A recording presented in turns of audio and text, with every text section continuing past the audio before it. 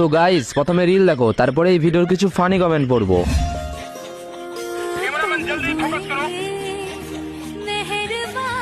बंद करो हाथ जोड़ के मैं